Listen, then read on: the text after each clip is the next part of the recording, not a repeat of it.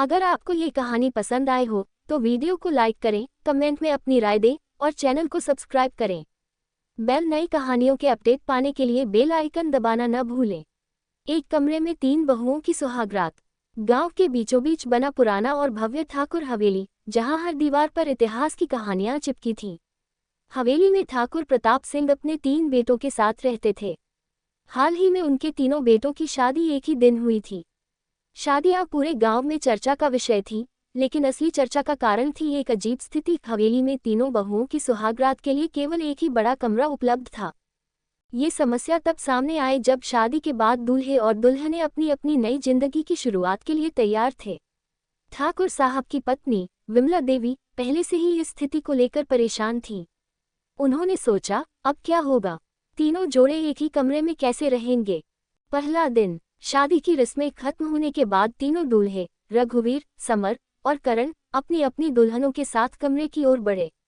बहुएं अंजलि, सीमा और कविता भी शर्म और उत्साह से भरी हुई थीं। लेकिन जैसे ही वे कमरे में पहुंचे, स्थिति देखकर सभी हैरान रह गए। कमरे में 3 अलग अलग पलंग थे, लेकिन यह सवाल हर किसी के मन में था कि इतनी बड़ी रात को इस अजीब स्थिति में क्या किया जाए। रघुवीर ने कहा, ये तो बड़ा अजीब है, हम तीनों यहाँ कैसे रहेंगे? समर ने ठिठोली की, शायद हमें बारी बारी से सोचना पड़ेगा। करण ने झेपते हुए कहा, ये तो हमारी सुहागरात है, कोई खेल का मैदान नहीं। तीनों बहुएं एक कोने में खड़ी होकर फुसफुसा रही थीं।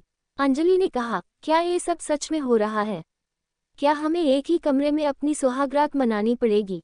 सीमा ने ठहाका लगाते हुए कहा, ये तो शादी के बाद का सबसे बड़ा मजाक लग रहा है। कविता ने गंभीरता से कहा, हमें कोई समाधान निकालना होगा। समाधान की तलाश। विमला देवी ने स्थिति संभालने के लिए कहा, देखो बेटा, इस समय हमारे पास और कोई कमरा तैयार नहीं है। तुम्हें आज रात एक साथ इसी कमरे में समय बिताना होगा, लेकिन तुम लोग चाहो तो रचनात्मक तरीके से इसे संभाल सकते हो। तीनों जोड़ों ने आपस में बातचीत की। रघुवीर ने सुझाव दिया, हम अलग अलग हिस्सों में पर्दे लगाकर इसे 3 हिस्सों में बांट सकते हैं।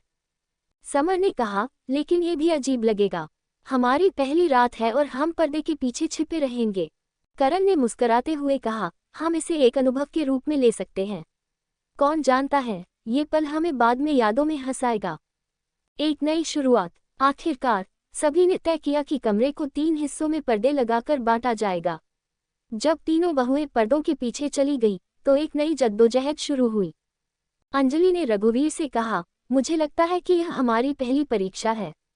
शायद ये हमें सिखाएगा कि जिंदगी में हर समस्या को मिलकर सुलझाना चाहिए।